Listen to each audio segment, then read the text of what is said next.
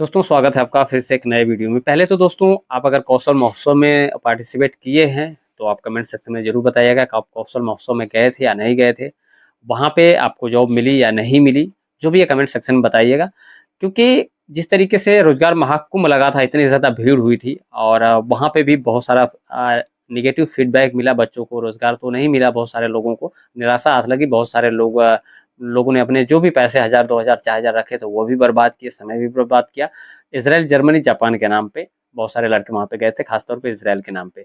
और पोस्टर भी छपे थे, उनकी गलती नहीं थी, पोस्टर भी छपे थे। हम लोगों ने भी बताया था कि भाई ये पूछा था तो बताया गया था कि हाँ, इज़राइल, जर्मनी, जापान की वैकेंसी जो है कि आ रही, वहाँ पे बहुत सारी कंपनियाँ आ रही हैं। लेकिन जाने के बाद पता चला कि वो सिर्फ दुबई की कंपनी है, वहाँ पे वो भी सैलरी ठीक नहीं दे रही थी। तो जो भी था, रोज़गार महाकुंभ के बारे में आपको पता ही है कि कितना क्या हाल रहा सबका।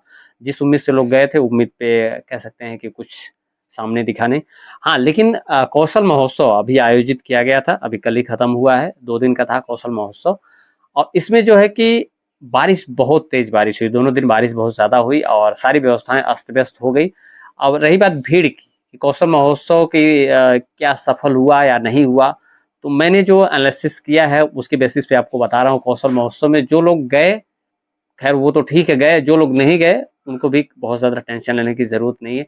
क्योंकि कौशल महोत्सव में जो स्थितियाँ थी, कह सकते हैं कि रोज़गार महाकुंभ में जैसी स्थितियाँ थी उसी से कुछ रिलेटेड ही जो सिमिलर कंडीशन थी। क्योंकि रोज़गार महाकुंभ में जो उम्मीद थी लोगों को, बहुत सारे युवाओं को, वो चीज़ उनके साथ हुई नहीं। जिस तरीके से विदेश के नाम पे वो गए थे वहाँ पे हुआ नहीं। और अब की बार कहीं न कहीं वही वही देख के बहुत सारे युवा इसमें गए भी नहीं। बहुत ज़्यादा भीड़ नहीं थी इसमें, हालाँकि गए थे लड़के, लेकिन बहुत ज़्यादा भीड़ नहीं थी। ये हर साल आयोजित भी किया जाता है और जो लोग इसमें पार्टिसिपेट एक बार किए हैं उनको पता भी होगा। और ज़्यादातर लड़के, मैं आपको बता दूँ कि ज़्यादातर लड़के पॉलिटेक्निक, आईटीआई जो डिप्लोमा होल्डर थे और ज़्यादातर जो कि अप्रेंटिसशिप करना चाहते थे, उनके लिए बहुत ज़्यादा ईज़ी था और वो कहीं न कहीं उसमें सेलेक्ट भी हुए।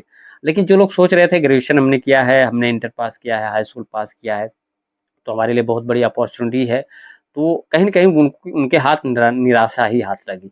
और लोग बताने वाले बता रहे, तो वहाँ पे बहुत सारे स्टूडेंट्स से मेरे जानने वाले भी गए थे, उनसे मैंने पूछा तो वो लोग बता रहे थे कि यहाँ कंपनी एक तरीके से शॉर्टलिस्ट कर रही है और उसके बाद इंटरव्यू एक बार और होगा, जिस कंपनी में जहाँ की लोकेशन दी हुई है, जिस कंपनी में आपको सेलेक्ट किया गया है, उस कंपनी में जाने के बाद एक बार वहाँ पे और भी इंटरव्यू लिया जाएगा और उसमें इत्मीनान से पूछा जाएगा। उसके बाद फाइनल कुछ हो पाएगा। चाहे नोएडा हो, चाहे दिल्ली हो, चाहे पुणे हो, चाहे गुजरात हो, बहुत सारी जगह की कंपनियाँ आई थी, तो उसमें ऐसा बताया जा रहा था। लखनऊ में बहुत सारी जॉब थी और सेल्स की या फिर तमाम जगह की एमबीए या फिर बीटेक, बहुत सारे लड़के गए थे। तो हायर जो क्वालिफ़िकेशन जिनकी थी, हायर के साथ-साथ जो टेक्निकल स्किल जिनके पास ज़्यादा थी या अच्छी खासी थी और इंटरव्यू भी अच्छा खासा फेस किए, उन लोगों का लगभग चयन किया गया है और एक-एक लोग कई-कई कंपनियों में सेलेक्ट किए गए हैं। अब उनके ऊपर है कि वो किस कंपनी में जॉब करते हैं या नहीं करते हैं। लेकिन हाँ, मैं पहले क्लियर कर दूँ, बहुत सारे लोग कमेंट करते रहते हैं विदेश के बारे में, तो ये मैं पहले भी बता चुका हूँ कि ये जो है कि कौशल महोत्सव हर साल होता भी है और इंडिया में जो वैकेंसी होती है, उन्हीं के लिए ये कौशल महोत्सव आयोजित किया जाता है हर साल। और रोज़गार महाकुंभ नहीं है जिसमें विदेश की भी वैकेंसी आपको मिल सकती है। तो इसमें तो इंडिया के लिए वैकेंसी थी, शायद यही सोच के बहुत सारे विदेश जाने की चाह रखने वाले, चाहे इज़राइल हो, चाहे जर्मनी या किसी कंट्री में जो जाना चाहते हैं सरकारी माध्यम से, वो लोग यहाँ पे पार्टिसिपेट नहीं किए, जिसकी वजह से काफ़ी यहाँ पे कम भीड़ थी, बहुत ज़्यादा भीड़ नहीं थी उतनी ज़्यादा और सारा अरेंजमेंट ठीक-ठाक किया गया था, काउंटर्स बनाए गए थे। लेकिन हाँ, कुदरत के कहर ने सब कुछ एक कह सकते हैं तबाह कर दिया, अस्त-व्यस्त कर दिया, तमाम पानी भरा था और बारिश हुई, वहाँ पे काफ़ी ज़्यादा बारिश हो गई, जिससे जिससे जो कि व्यवस्था थोड़ी-सी अस्त-व्यस्त हो गई। लेकिन हाँ, जो रिज़ल्ट था, कहने का मतलब है कि जो ये काम युवा है जैसे हाई स्कूल, इंटर या फिर बीए किया है, उसको स्किल नहीं कोई मालूम है, तो उसके लिए कुछ भी नहीं था वहाँ पे। जो स्किल्ड बंदे थे, उन्हीं के लिए सब कुछ था और कहीं न कहीं मुझे लगता है कि आने वाले टाइम में गवर्नमेंट जिस तरीके से काम कर रही है रोज़गार मिशन बना के, तो आने वाले टाइम में बहुत सारे लोगों को स्किल्ड जो है कि ये ट्रेनिंग कराएगी, क्योंकि स्किल्ड की कहीं न कहीं कमी दिख रही है। चाहे वो शुरुआत में इज़राइल बहुत सारे लड़के गए हों सरकारी आईटीआई कॉलेज से, उनका भी देखने को मिला, वहाँ से भी फीडबैक ऐसा ही आया कि स्किल की थोड़ी कमी थी, जिसकी वजह से थोड़ी-सी दिक्कत हो रही थी शुरुआत में और मुझे यही लग रहा है कि जो वैकेंसी रुकी भी है, तो कहीं न कहीं जो लोग लड़के वहाँ पे काम कर रहे हैं, उनका जो हो सकता है उनकी वजह से कुछ फीडबैक कुछ लोगों का ठीक ना रहा हो या इसकी वजह से वैकेंसी रुकी है। क्योंकि श्रीलंका वगैरह से मेरे वहाँ पे साथी दोस्त हैं, वहाँ से बातचीत होती है, तो वहाँ से वैकेंसी वहाँ से भी चलती रहती है। और एक सवाल सबसे बड़ा ये रहता है कि प्राइवेट ऑफ़िस से इज़राइल की वैकेंसी हो रही है, एक्सपीरियंस मांगे जा रहा है, एक्सपीरियंस उसमें चाहिए एक्सपीरियंस वाले लड़के, और सरकारी माध्यम से वैकेंसी रुकी हुई है।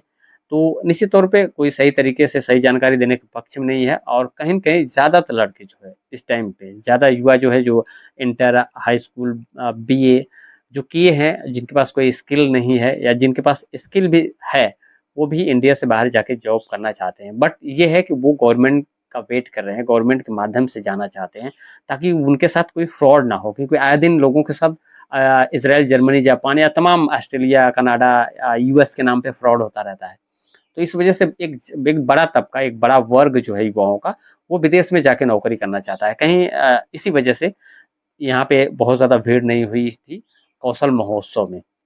तो इंडिया के लिए था, और ख़ासकर पॉलिटेक्निक, आईटीआई और तमाम लोगों के लिए बेहतर था, बेहतर मौका था, जिनके पास स्किल थी उनके लिए बेहतर मौका था। जो इंडिया में जॉब करना चाहते हैं, आप मोटा-मोटी कह सकते हैं कि जो लोग इंडिया में यहीं रह के डोमेस्टिक जॉब करना चाहते हैं, उनके लिए बेहतर अपॉर्च्युनिटी थी, या फिर हर मौका ही उनके लिए बेहतर होता है, वो जाके ट्राई कर सकते हैं कहीं भी। अब उनका लक है तो अच्छा खासा हो जाए, एक्सपीरियंस होगा तो सैलरी भी उनकी अच्छी खासी मिल सकती है, चाहे इंडिया में हो, चाहे कहीं भी हो। लेकिन जो बाहर जाना चाहते हैं उनके लिए ये चीज़ नहीं थी, और उम्मीद है कि रोज़गार संगम या फिर सरकार की तरफ से तमाम प्रयास किए जा रहे हैं, तमाम घोषणाएँ भी हो रही हैं। मैंने कि एक वीडियो में बताया भी है, पिछली वीडियो में, आप देख सकते हैं जाके। तो उसमें घोषणाएँ भी हो रही हैं, तो हो सकता है कि अ, आगे आने वाले टाइम में जल्द ही विदेश के लिए बहुत सारे रास्ते, बहुत सारी नौकरियों के दरवाजे खुले। फिलहाल आज के लिए इतना ही दोस्तों। अगर चैनल पे नए हैं तो चैनल को सब्सक्राइब करके सपोर्ट करिएगा। आपने पार्टिसिपेट किया रोज़गार कह सकते हैं इसमें, कौशल महोत्सव में, या नहीं? अगर किया तो नौकरी लगी या नहीं? किस तरीके से आप देखते हैं कौशल महोत्सव को? सरकार का ये प्रयास सही है या फिर सही नहीं है? जो भी फीडबैक है आप कमेंट सेक्शन में अपनी राय दीजिएगा।